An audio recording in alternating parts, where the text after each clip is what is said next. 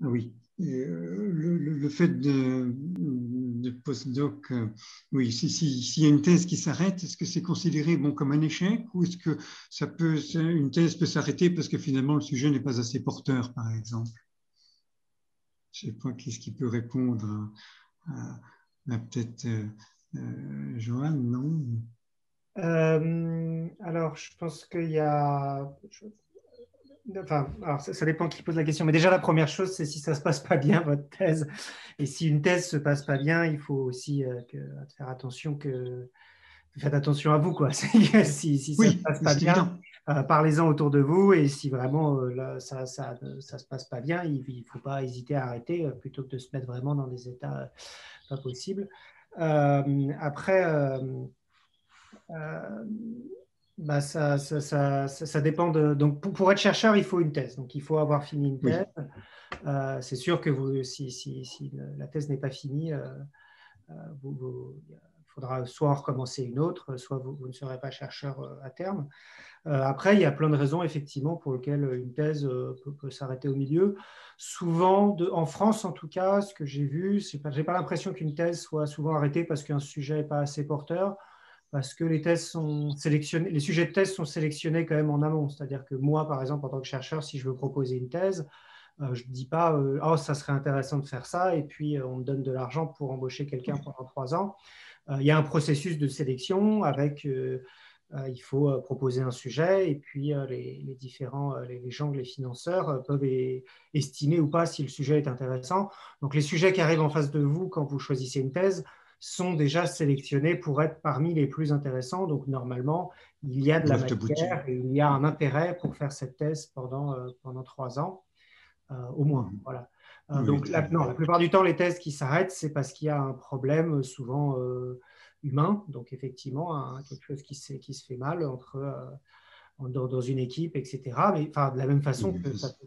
Il y a des gens aussi qui découvrent qu'en fait, ils n'ont pas envie de faire Ils de n'ont la pas cette recherche fibre. aussi. Hein, parce qu'avant Oui. de commencer la thèse, c'est comme c'est Mathilde, je crois, c'est toi qui disais que pendant le stage, non, c'est Lucie, je sais plus, qui disait que pendant le stage, tout se passe bien. Oui, Euh, c'est moi, ouais. parce que on n'a que 3 mois, donc les encadrants de stage, ils font en sorte que ça se passe très bien et qu'on ait des résultats.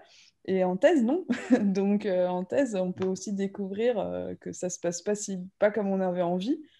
Et après, maintenant, il y a un arsenal d'outils pour aussi dénoncer des problèmes, s'il y a du harcèlement, s'il y a des problèmes Oui, bien sûr. humains, Oui. déjà. Et aussi, moi, je voulais revenir sur la notion d'échec. Je pense que la notion d'échec, elle est quand même extrêmement relative. Moi, par exemple, quand j'ai arrêté ma prépa pour aller à la fac, il y a des gens qui ont considéré ça comme un Pas gros, du gros, tout. gros échec dans ma vie, alors que j'aurais jamais pu travailler sur Bepi Colombo si j'étais restée en prépa. Enfin, j'aurais pas C'est pu évident. faire ça comme ça. Donc, je pense qu'il faut faire attention à ce qu'on veut aussi dans la vie et puis pas se juger par rapport aux autres. C'est pas parce qu'il y a des gens qui réussissent la thèse que c'est forcément la seule chose à faire dans sa vie.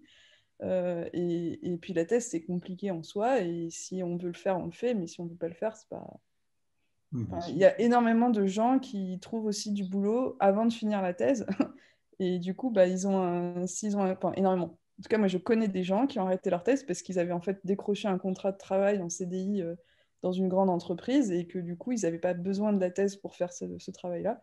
Donc, ils n'ont pas terminé ou alors ils ont terminé plus tard, mais Et ça est-ce que c'est arrive. fréquent, ça, justement? Parce que, comme vous le disiez déjà ce matin, il n'y a pas que le métier de recherche derrière les études d'astronomie. Il y a aussi tous ceux qui partent dans l'industrie avec un bagage, je dirais, scientifique au sens large. Est-ce qu'il y a une grosse De toute façon, proportion? maintenant, la thèse, on dit que c'est pas une formation pour la recherche, on dit que c'est une Non. formation par la recherche. Donc, l'idée, c'est de ne pas se destiner uniquement au métier de chercheur. Et donc, c'est pour ça je pense qu'il y a de plus en plus de gens qui s'engagent dans une thèse sans vouloir, même depuis le début, en fait, sans vouloir continuer dans la recherche ensuite. Donc, je n'ai pas de chiffres, par contre, je ne sais pas si les autres, vous avez des chiffres. Bah, en Oui. fait, le diplôme de docteur, déjà, on est très peu à l'avoir, docteur tout confondu, hein. Je crois que c'est 1% de la population seulement en France qui a un diplôme de Oui. docteur. Donc Oui, c'est même. quand même, même si c'est pas encore très valorisé en France et plus aux États-Unis, par exemple, euh, si vous voulez, donc c'est mieux de finir sa thèse une fois qu'on est lancé, sauf s'il y a vraiment des problèmes, trop de problèmes, là, vaut mieux arrêter, c'est sûr. Mais ce n'est pas un échec, en fait, de ne pas vouloir continuer dans la recherche, parce qu'il faut être réaliste, il y a peu de postes. On est beaucoup de candidats chaque année pour très peu de postes. Donc, il vaut mieux quand même savoir quelles compétences on développe pendant sa thèse ou son postdoc ou autre.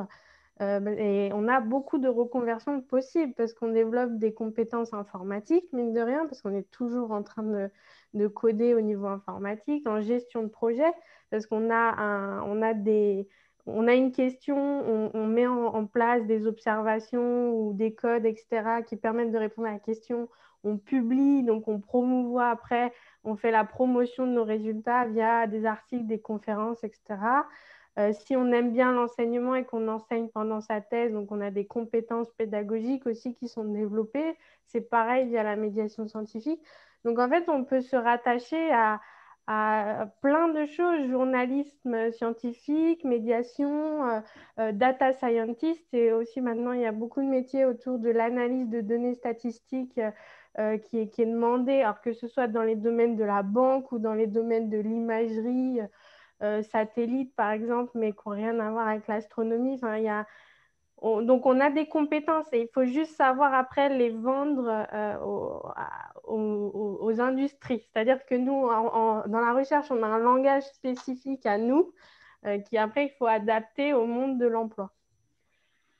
Oui, mais il n'y a pas d'échec à ne pas continuer dans la recherche et à trouver que la recherche ne nous convient pas. Ce n'est pas un échec. Vous avez fait une expérience, vous avez appris des choses sur vous. Voilà. Et après, si vous avez envie de continuer, vous continuez. Après, le postdoc aussi, ça peut servir d'intermédiaire parce qu'on est quand même jeune. On a le temps à la fin d'une thèse. Si on ne sait pas encore trop ce qu'on veut faire, si on veut continuer dans la recherche ou pas, on peut faire un postdoc. Ça dure que, entre guillemets, 2-3 ans selon les sous qu'on a. Et après, voir ce qu'on veut faire, tenter à la rigueur un concours ou deux, et après se reconvertir s'il faut. Mais il y a les compétences d'auto-entrepreneur, pardon. Voilà, oui. Bon, ça c'est autre chose encore. Voilà, c'est ça. Mais on est multitâche. Et après, moi, par contre, c'est aussi, enfin, Mathilde, je pense que c'est pareil, et Lucie aussi, c'est que moi, c'est justement cet aspect multitâche qui fait que j'ai envie de continuer dans la recherche. C'est que, en fait, je pense qu'il y a peu de métiers où on peut justement faire en même temps de la recherche sur des questions que personne n'a étudiées avant. Donc, il y a le côté excitation, exploration, nouveauté, de tout le temps se remettre en question aussi, de tout le temps apprendre des nouvelles choses. Mais aussi, voilà, on fait de l'enseignement. Aussi, un truc qu'on a développé, Mathilde, cette année, je ne sais pas toi aussi, mais c'est notre compétence de vidéaste, parce que pour les conférences, maintenant, on se filme. Donc, on a appris à faire des vidéos. On voit comme ça si on se présente bien. Voilà, on a appris à faire des vidéos aussi.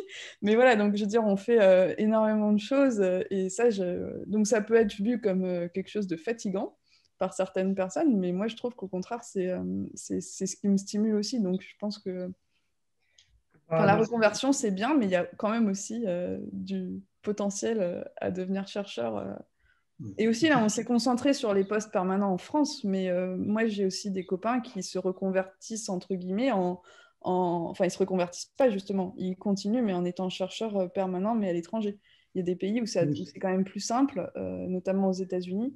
Et donc, il y a quand même des portes, quoi.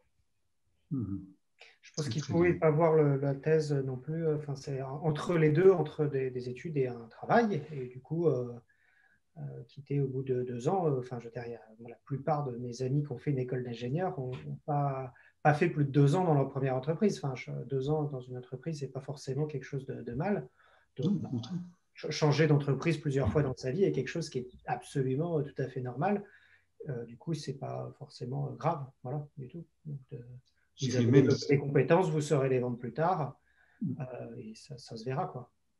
Je dirais même, on a des compétences qui varient au cours de la carrière.